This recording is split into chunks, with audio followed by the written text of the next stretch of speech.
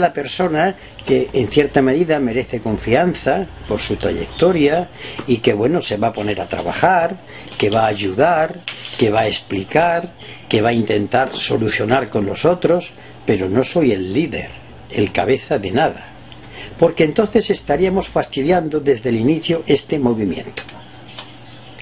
Yo sé el papel de la personalidad en la historia, eso es cierto, pero también sé que es el que representa mejor que nadie lo que han hecho, lo que ha hecho el colectivo. Vamos a ver que este colectivo lo haga. ¿Y usted cree que eso se va a entender? Pues si no. Porque estamos acostumbrados justamente a lo contrario, pues que es decir, que haya un líder, un conductor. Sí, es que el problema es que se tendrán que acostumbrar a lo contrario. Porque yo nunca voy a entrar por ahí, nunca lo he hecho.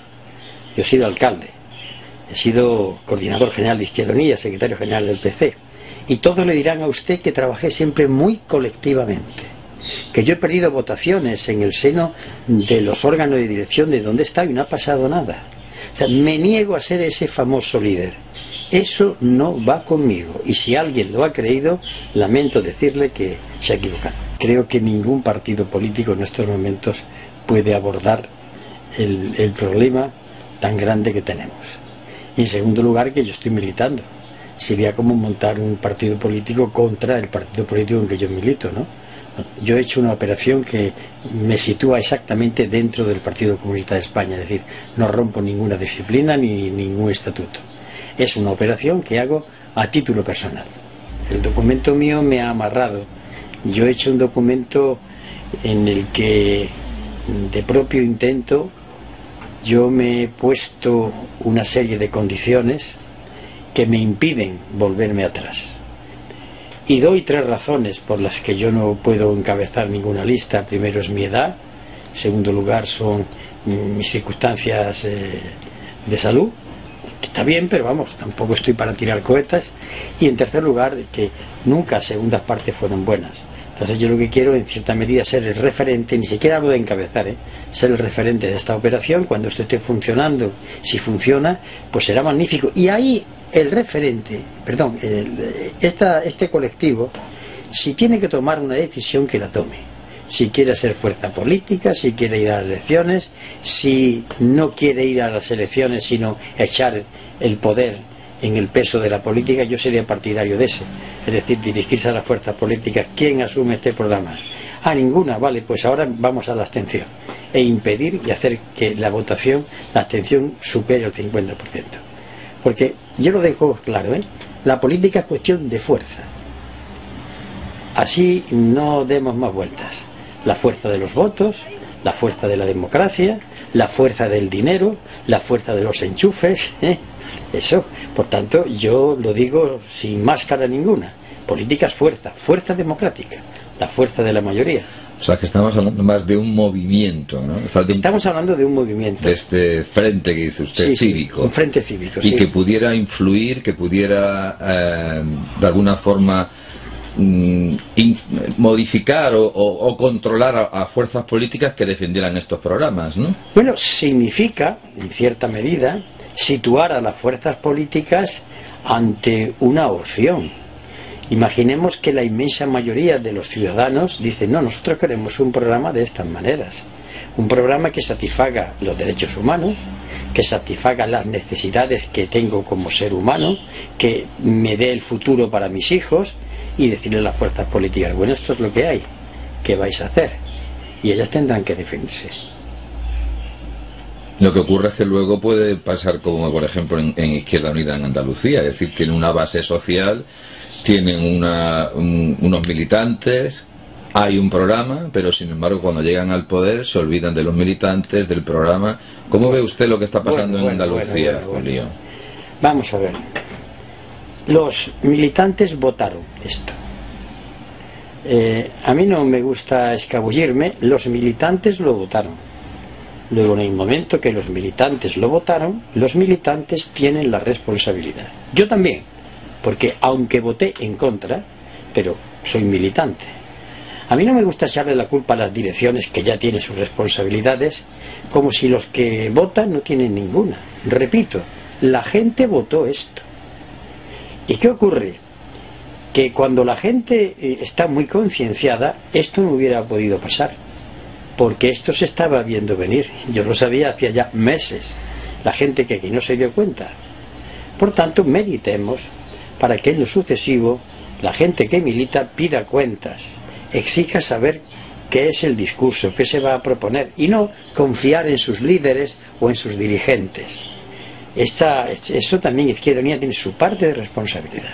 Hombre, que me moje, pero si yo estoy chorreando, me parece que dije lo que había votado, ya había votado en contra, he hecho un artículo que se llamó Las lentejas de Esaú, donde decía que me parecía una propia autovoladura del proyecto, y he mandado un telegrama a los parlamentarios para que voten no en el acto parlamentario, o sea que yo me he mojado. Lo que pasa es que no voy a estar todo el día mojándome porque estoy chorreando, ¿no? Ya he dicho lo que tengo que decir. No estoy de acuerdo con lo que se ha hecho. Tampoco voy a estar todo el día diciéndolo, ¿no? No es un programa electoral. Si yo lo que quiero es que la gente trabaje para hacer un programa, yo lo digo en el documento. Mire, ahí van 10 medidas. Quitarlas de en medio, decir que no, vale, pero estudiarlas y decir que no vale. Yo me sentiría muy satisfecho si al cabo de 6 meses el colectivo me dice: esas 10 medidas no sirven para nada. Mira, hay que hacer esto y esto. Me sentiría satisfecho, aunque tiraran lo que yo he propuesto. Pero que lo tiren, que estudien, que vean, por ejemplo, primera medida, salario mínimo o pensión mínima. Pues esos son unos gastos. Hay que hacer números. ¿Cuánto le cuesta al Estado el poner el salario mínimo a 1.000 euros o la pensión mínima? Eso hay que hacer números, porque si sale una cantidad hay que a continuación decir de dónde va a salir. Y yo pongo reforma fiscal. ¿De dónde va a salir? De los impuestos de los que tienen dinero. Está clarísimo, pero la gente tiene que saberlo. No solamente que se fíe de mí, que haga números. Si esto es muy fácil, si esos números son muy fáciles de aprender, es cuestión de quererlo. Lo que pasa es que esta propuesta mía no es para gente perezosa, mentalmente hablando, ¿eh? Yo a mi lado no quiero gente, yo no quiero saber nada. Con esos yo tampoco quiero saber nada. Es como si el maestro pusiera a trabajar a los alumnos. Bueno, parecidamente, yo no soy ningún maestro, lo que soy es un referente, ¿no? Sí, pero claro que yo quiero que, de la misma manera que yo aprendí, porque yo no sabía muchas cosas, no es que sepa ahora mucho, pero sé más que antes. He tenido que aprenderlas. Y yo creo que un ciudadano debe saber cosas para que no lo engañe. Porque si el ciudadano no quiere saber y pasa totalmente de todo, lo están engañando. Y además a veces con su voto. Yo quiero despertar a esa mayoría, porque si alguna vez despierta, esto ya no lo cambia nadie. Mientras no quiera despertarse, bueno, pues estará soñolienta, amodorrada, y le estarán dando constantemente con medidas contrarias a sus intereses. ¿Se podría decir que se trata de recoger a todos los indignados después del gran movimiento que en nuestro país hubo el año pasado con los del 15M? Porque son muchos los indignados que estamos en España. Es que a mí me gusta la rebeldía con causa. A mí la rebeldía a palo seco, sin tener una propuesta, algo por lo que luchar, nunca me ha interesado ni me gusta. ¿Y cómo hacer posible que la inmensa mayoría de la gente que tiene hijos en paro, que no ve por venir para esos hijos, que están ellos parados, que tienen problemas de salario, problemas de hipotecas, problemas de salud, problemas de educación, cómo hacerla posible que se transforme en un combatiente para él, que luche en favor de su situación, ¿no? Y que lo haga sintiéndose tranquilo, porque muchas veces la gente piensa que los partidos políticos los van a manipular. Eso no es cierto, pero bueno, como la gente lo piensa, tampoco se trata de ir, ya lo irá descubriendo ella, si quiere descubrirlo, ¿no? Entonces se trata de poner en marcha toda esa fuerza, que no está unida en absoluto, está dispersa, a veces está enfrentada. ¿Cómo conseguimos unirlos? Este fin de semana, curiosamente también, casi al hilo de cuando usted presentaba en Prometeo su Frente Cívico, en Sevilla también se organizaba otro movimiento, por así decirlo, Primavera Andaluza, incluso con amigos y compañeros de usted como el poeta Luis García Montero. ¿Es posible sumar? Lo que yo intento es sumar, pero a través del trabajo. Vamos a ver. Vamos a unirnos los de la Peña A con la Peña B, con la Peña C. Eso a mí no me interesa. Yo quiero que la Peña A, la Peña B y la Peña C se pongan de acuerdo en hacer cosas, que es distinto. Porque generalmente cuando se están creando grupos que tienen derecho a crearse, Se hablan de colectivos ya terminados y que algunos piensan en presentarse a las elecciones. No me interesa eso.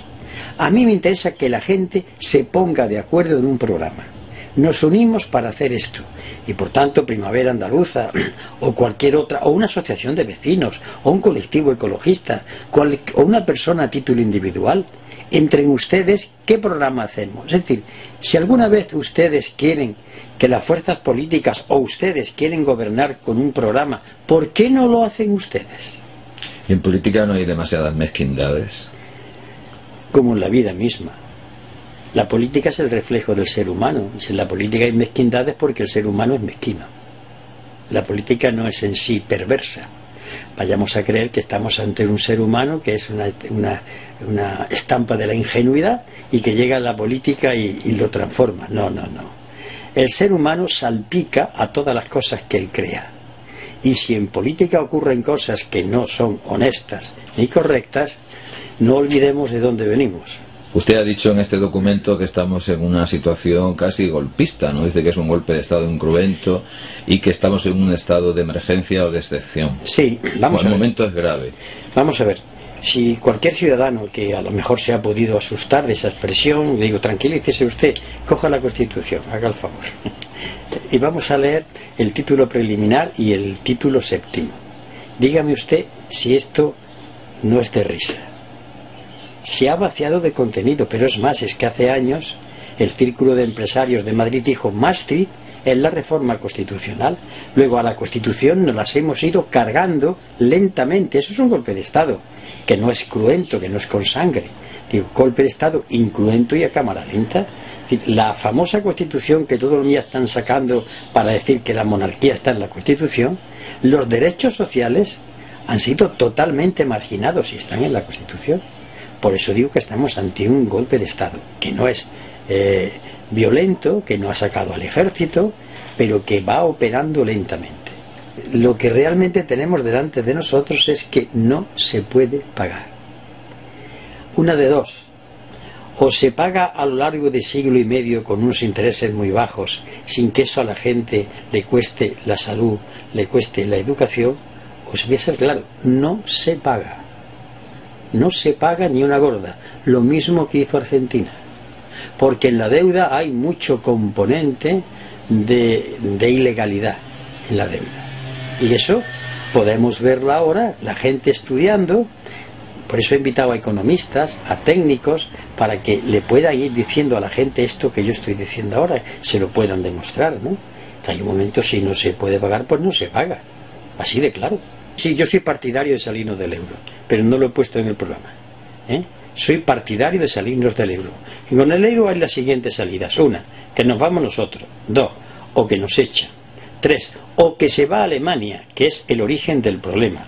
O que creamos una unidad política en Europa donde hay un gobierno común, donde hay, aparte de la moneda única, una política fiscal común, un banco central que sea como un banco emisor de los normales, una convergencia económica, una convergencia social. Son las cuatro salidas, repito. España fuera del euro. España nos echan del euro. 3, quien se va es Alemania. Y 4, una Europa unida. Cualquiera de las 4. La corrupción está tan generalizada como usted. Sí, está. Bueno, pero y además se dice que salpica a todas las estructuras del Estado. Sí. Bueno, no tienen más que recordar los acontecimientos en los últimos años y salpica a todas las estructuras y magistraturas del Estado.